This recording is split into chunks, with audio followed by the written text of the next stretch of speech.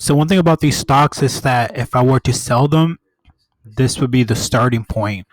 If I attempted to sell it, say for I don't know 260, it would not sell. It would just sit here. So sometimes you might list it for a little bit too high. So as an example, this particular stock at the moment is 247, right? So let's go ahead and take a quick look as a matter of fact. So as we see, it's 252 at the moment.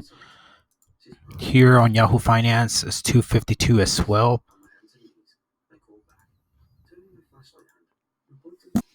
So as you saw, the aftermarket at the moment right now is 252. When the market closed, it closed at 250, 247, as you can see.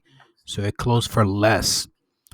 So the question becomes for me, how much will the market open at? That's the question. So as you can see, it's currently on a positive trend, right?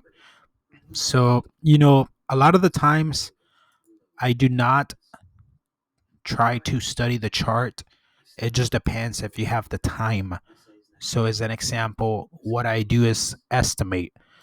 So, as an example, the first thing I do is look at the day's range. So, I know that 260 is actually the highest that it went at. I know that at the moment it's 252, and I know that it closed at 247. So, it closed negatively, as you can see, on a negative trend, and now it's bouncing back onto a positive trend. So, I typically will look at the full screen and I will see, how it opened during each day. Let's say the past 5 days as an example.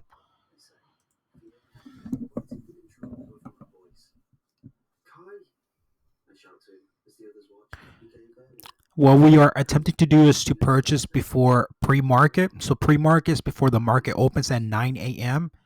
So what I am basically doing is that I'm hovering my mouse at 9 a.m. to see how the market opened, and I just want to see how the prices fluctuated as the market went up, as the market developed.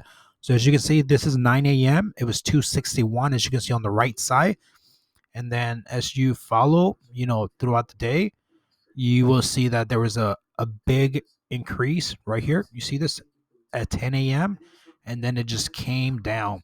So I'm looking for behavior to see how the stock opens and how it behaves for the rest of the day. So the way that I see it is that there's a big increase and then there's a big dive. So the question is, how much will that increase be? So we know that it closed at 247, right? So let's take a look here on the next day. So as you see, 249, and then that's 9 a.m. And you can see that this one just came down to earth. Let me just double check here. Here it is, about 250. You will see that at some point it hit 253. So the question is, what percentage is that?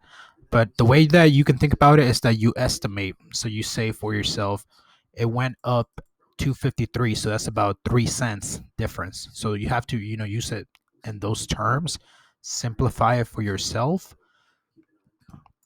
So in this situation, how much would you buy it at?